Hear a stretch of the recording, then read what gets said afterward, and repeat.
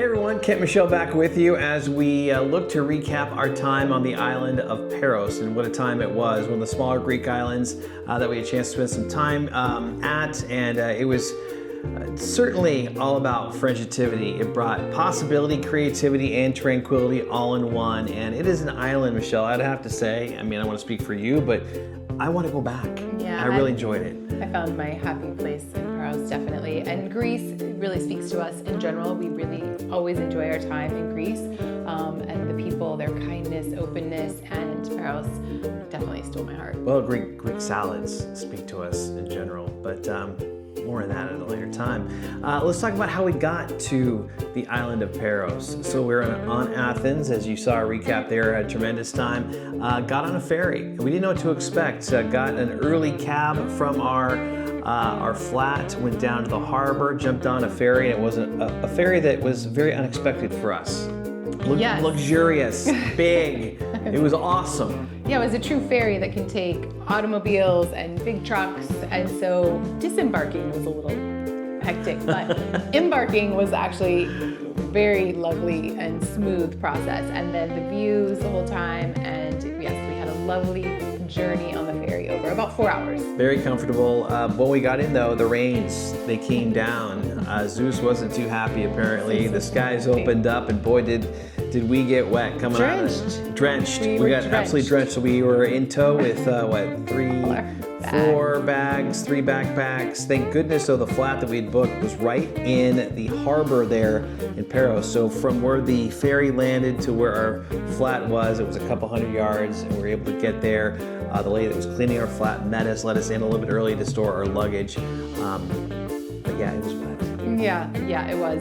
You can see the jackets drying in our tour video. So, but yeah, we're right in the harbor there, right in the port, Pariki, and we had been advised to stay there because it was off season, and so it was nice to be in town where many restaurants were still open, because much of the island, deservedly so, shuts down because they've worked really hard all summer when everyone's there having a lovely time, and so many signs on many doors said, "We'll see you back in April."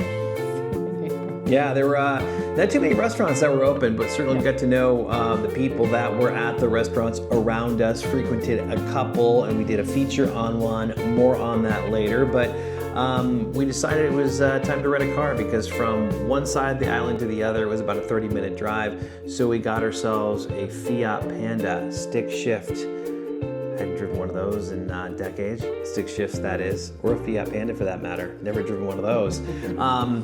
It was awesome though. I mean, nobody on the roads. Once the rain went away, it was beautiful. The beaches were borderline deserted, and this we got was a the very chance to cool go. thing about low season. So there's always two sides to the coin, the both and so being on Paros in low season is slow, and many things are closed, yet the sun still shines, and the days were warm enough to still experience the beaches. And so the drive, like you said, without the traffic is not that bad. And so we mapped out being able to go in 2 days' time across the whole island and see all of the beaches. So we started with Santa Maria, still one of my absolute favorites. Yes, it was beautiful. And again, like borderline deserted. Pretty much we were the only people on the beach, and you'll see some of these shots that they're showing in Santa Maria we really were. It was truly amazing. It was breathtaking. There's some people swimming in the sea. Beyond the beaches, with nobody there. Of course, we were sea glass hunting and just taking strolls and taking it all in. Some of the smaller islands off the coast that you could see, and the landscaping and the coastline are just absolutely gorgeous. And so from there, we went to I'm not going to say it right. Caroline, we need your help to say this properly. You up on that one. I'm sorry. I'm looking down, and I'm like, I'm not going to go with that one. Columbithra. I think that was good. Columbithra. I think you did good there. So what's really cool about this beach, and the way you could look it up, or obviously we'll make sure you can get there, but is that it's like a lava rock beach. There's rock formations from old volcanic rock. So it had this really unique landscape to it, and was a good adventure. Yeah, as we're doing this, a lot of these beaches have these huts, these tiki umbrellas, and it gives you that. So you can see what you're missing. Seeing what you is happening what during you the don't summertime. Get to experience during this part of the season. They So have bars that are closed, saying call it- cervezas, €2, whatever. It was. They call it organized beaches. There's organized beaches throughout, and then there's sun chairs that you rent and drink service. And yes, they're organized when it is the popular season. But during this time of year, you get it all to yourself. Nobody there. Get it all to yourself. Except a lot of cats. So we continued our journey the next day. Went to a place called Golden Beach. Oh wait, and that was on the next day too? Yeah. Ali Key Beach as well. So we did 2 and 2. Ali Key was a lot quieter. Well, they were all quiet, but it was Yeah. kind of pristine and just, again, gorgeous. But then we went to Golden, so that was... Yeah, Golden Beach. Another snapshot of what, it looks like in the summertime. There's a resort right on the sand there.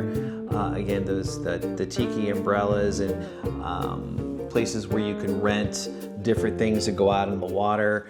And this, though, is when we met our friend, who will stay our friend for a long time, named Caroline, from Ireland The through magic France. that can She got also to Paros. happen when Yep. you have an open mind and an open heart when you're traveling. And please watch the other feature about our experience with Caroline, because she is a gift, and it was a beautiful encounter meeting her, and we have a lot to share about that. Yes, a full feature with her. She invited us into her home. She came and picked us up, brought her to her home.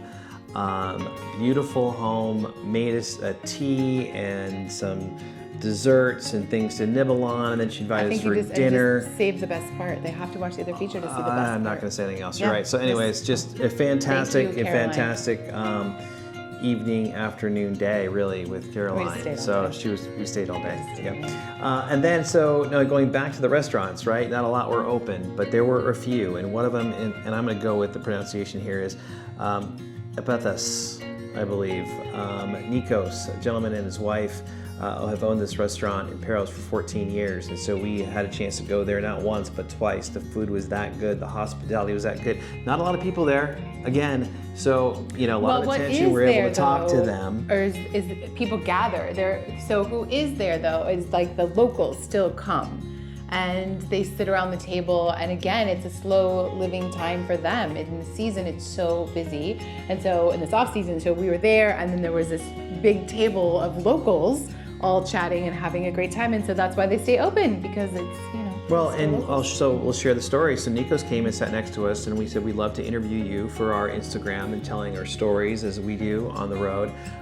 He wasn't too comfortable with his English, so he introduced us to his second son, Sakish, who we talked to not only about his restaurant, Nikos' restaurant, but also about Sakish and his kickboxing. So we had 2 little features there, So which is here's pretty the cool. thing about Paros, which you're describing so perfectly, is that though we were there during the slower time gave us the opportunity to really connect and engage, which has been our goal of the entire trip. And so finding places and moments and opportunities and people who are willing to talk with us and let us get to know them and vice versa. That's why Paros is so magical to me. And the beaches are absolutely beautiful, incredible. Oh, we also went for a walk that turned into a hike.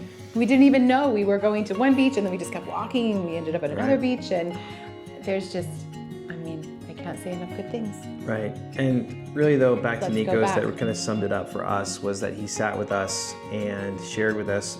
And we asked the very question, why are you still open while a lot of the other restaurants in town are closed? And he said, well, what else am I going to do? I can only watch so much TV. And this is what I do. I love my restaurant. I love my friends. I love my family. They come here. This is a gathering place. We've talked extensively about this. The more people we meet here in Europe, it's about culture, it's about community, it's about family. They're well rooted in all those different things. They all come together, and Nikos was certainly an example with that. At his restaurant, invited us back to his kitchen. He kept bringing out bread. I got to go back there and film. He was giving me pastrami. And invited us back in general to the island, so we will be going and gave back. us an going incredible gift. So we will be going back. Yes. So that was our experience, and then of course, to put a bow on this, our final morning, Caroline came and picked us up and took us to the airport. Which is the sweetest little airport ever. We're like, oh, what time do we probably, this is the time of our flight, so 2 hours prior we need to be there. And she just looked at us and smiled and says, I'll pick you up an hour before. It was fine. From top to bottom, the island of Paros. Rain or shine, high season or low season. It was all about Frenchitivity.